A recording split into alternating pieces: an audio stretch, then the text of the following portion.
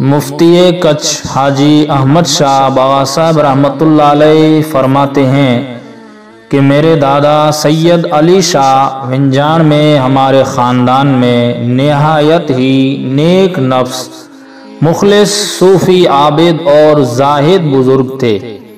آپ کے دادا خود فرماتے ہیں کہ میں نے 7 سال کی عمر سے جماعت کے ساتھ 75 سال تک آپ جماعت کے ساتھ نماز پڑھتے رہے، اور جب آخری عمر میں آپ کو آنکھوں کی تکلیف ہو گئی اور وہ تکلیف آپ کو 6 سال تک رہی۔ مفتی کچھ رحمۃ اللہ علیہ کے دادا آنکھوں کے آپریشن کے لیے مانڈوی آئے تو وہاں کے طبیبوں نے آپ کو 15 دن تک سونے کو کہا، مسلسل آرام کرنے کو کہا۔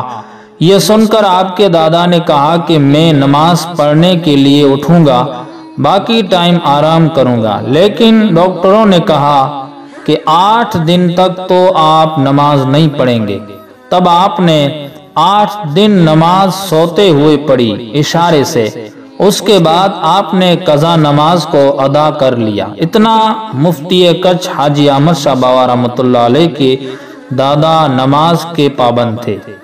مفتی کچھ حاجی احمد شاہ باوا رحمۃ اللہ علیہ فرماتے ہیں کہ جب میرے دادا کی آنکھوں میں کمزوری آ گئی تو پھر میں آپ کو انگلی پکڑ کر نماز کے لیے مسجد تک لے جاتا تھا، اور اس وقت میری عمر 5 سال کی تھی اور میں بھی نماز پڑھنا سیکھ گیا تھا اور میں نے بھی نماز شروع کر دی۔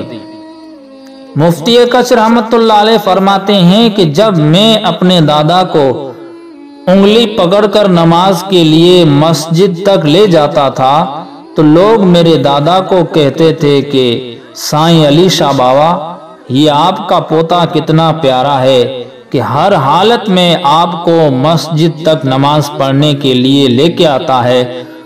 اس وقت مفتی کچھ رحمۃ اللہ علیہ کے دادا نے دعا دیتے ہوئے کہا کہ یہ میرا بیٹا انشاءاللہ ایک دن آئے گا کہ اللہ اس کو ہدایت دے گا کہ مسلمانوں کی انگلیاں پکڑ کر ان کو مسجد تک لے جائے گا، یہ میری خدمت کرتا ہے تو اسے دین کی خدمت نصیب ہوگی۔